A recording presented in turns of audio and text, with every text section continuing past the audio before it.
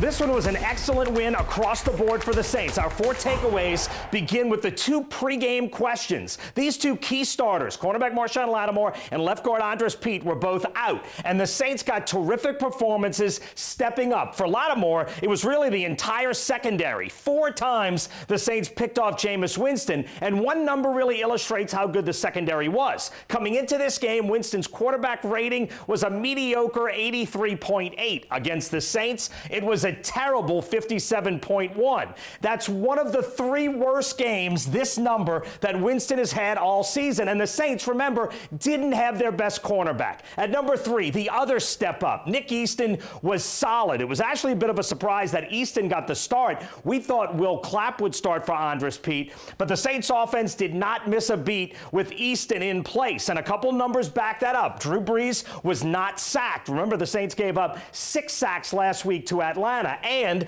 the Saints ran the ball for 109 yards. Now, I rewatched every offensive snap late last night, and Nick Easton had a good ball game. At number 2, and I know I'm a broken record with this guy, but Cam Jordan needs to be in the conversation for NFL Defensive Player of the Year. He's that good. He's unreal, and he should get a big piece of the credit for those 4 interceptions. He was in Jameis Winston's face all day. He had a sack and a half, which makes 9.5 through 10 games. So he's on pace for by far his best season ever, and he hit Winston 4 times. As a team, the Saints had an incredible 12 quarterback hits. Trey Hendrickson also had 2, and those hits have a cumulative effect by the 4th quarter. Cam Jordan brought mayhem to Tampa. And number 1, let me say it loudly. Welcome back, Alvin Kamara. Number 41 looked like his old self for the first time in weeks. In the first quarter of the season, I thought Kamara was the NFL's MVP. Actually, for 5 games,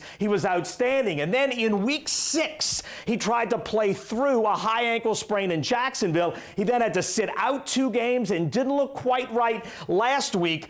This week, his productivity was back. And with Kamara, it's an eyeball thing. When he's on, he's doing ridiculous things. And in Tampa, he looked like himself again. And notice this, when Kamara gets 20 touches in a game, the Saints are 5-0 this season. In his career, in the regular season, he has 13 games with at least 20 touches. The Saints are 12-1 in those 13 games. Kamara is magic, and getting that magic back is my number 1 takeaway from the Saints win in Tampa.